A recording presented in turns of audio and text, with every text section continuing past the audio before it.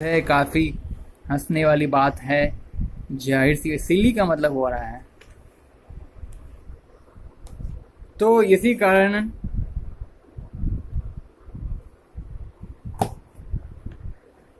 काफ़ी मूर्खता से उन दोनों की इस मूर्खता को लेकर के काफ़ी हंसी छूट रही थी, मेरी और जीएन की। Our silly at the two boy sitting behind us. चलिए आगे बढ़ते हैं। इवन जी splitting glances and my angry outburst can't calm them down. You ask me,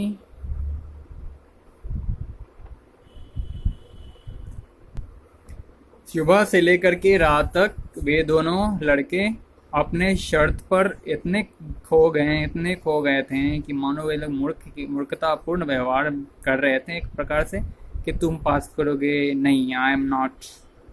दूसरा कहता है कि नहीं मैं नहीं, यस यू आर, नहीं तुम ही पास करोगे, लगाता हूँ मैं शर्त लगी बैठ। इस तरह से सुबह से लेकर रात तक उन्होंने अपना समय ज़ाया कर दिया।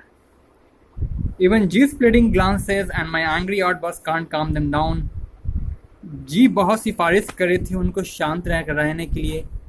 इवन बोल रही है, जबकि इवन मेरी सहेली मेरे साथी जीज ने उन लोगों से सिफारिश किया, प्रार्थना किया कि शांत हो जाओ, शांत रहने की सिफारिश की मेरे साथी ने।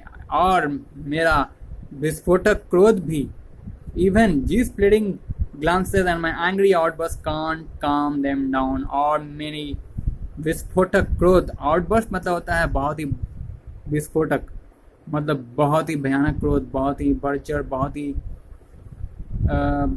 तेज गुस्सा जिसे कहते हैं। तो मेरी विस्फोटक क्रोध भी उन्हें शांत न कर सकी। मेरी फ्रेंड जीज की सिफारिश, उसकी प्रार्थना उन्हें शांत करने की, और मेरा विस्फोटक क्रोध भी, एवं मेरा विस्फोटक क्रोध और जीज की प्रार्थना भी उन्हें शांत न कर पाई। You ask me, there are so many dummies that about a quarter of the class. If you ask me, अगर आप मुझसे पूछते हो कि there are so many dummies that about a quarter of the class should be kept back. अगर आप मुझसे पूछते हैं कि डमीज का मतलब होता है मूर्ख लोग, कि यहाँ बहुत सारे मूर्ख लोग हैं कि क्लास का एक चौथाई भाग को छोड़ जाना चाहिए। इतने सारे मूर्ख हैं हमारे क्लास में कि इसके एक चौथाई भाग को छोड़ जाना चाहिए। लेकिन क्या है कि teachers are the most unpredictable creatures on earth. Unpredictable का मतलब होता है जिसकी भविष्यवाणी ना किया जा सके, वे क्या करने वाले हैं इसका अनुमान ना लगाया जा सके, उसे कहते हैं अनप्रेडिक्टेबल क्रिएचर्स ऑन अर्थ। तो अगर आप मुझसे पूछते हैं कि if you ask me, there are so many dummies that about a quarter of the class should be kept back, मतलब उन सारे क्वार्टर को, एक चौथाई बच्चों को, वर्ग के एक चौथाई बच्चों को ही डिमोट कर देना चाहिए, क्योंकि सब तो मूर्ख हैं। इफ यू आस्क मी, अगर आप मुझसे पूछते हो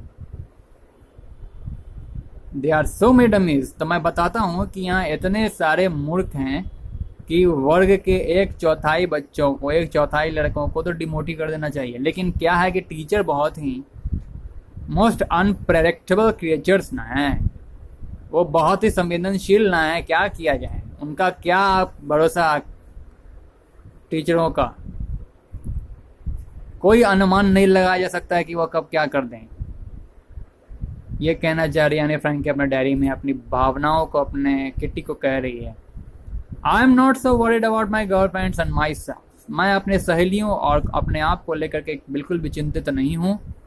we will make it the only subject I am not sure about in math. उसे भी हम देख लेंगे, केवल वो एक ही विषय है, एकमात्र एक ही विषय है जिसके बारे में हम लोग निश्चित नहीं है, वो है मैथ, लेकिन उसे भी हम देख लेंगे। Anyway all we can do is wait. फिर भी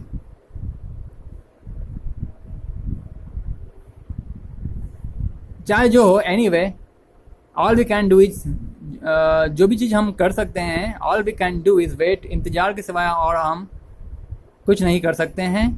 until then we keep telling each other not to lose heart.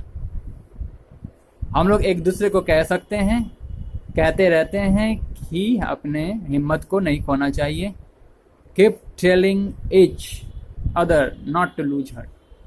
हम लोग एक दूसरे को कहते रहते हैं और तब तक हम लोग हिम्मत नहीं हारेंगे, चाहे जो हो जाए, चाहे जो हो। एनी वे, यहाँ कह रही है anyway all we can do is wait. वो सभी कुछ जो हम कर सकते हैं वो क्या है? केवल और केवल धैर्य रखना, इंतज़ार रखना, और तब तक हम एक दूसरे को हार ना मानने के लिए प्रेरित उकसाते रहेंगे, कहते रहेंगे हम, और तब तक एक दूसरे को हिम्मत नहीं खोने के लिए उत्साहित करते रहेंगे। ये कह रही है। चलिए आगे बढ़ते हैं।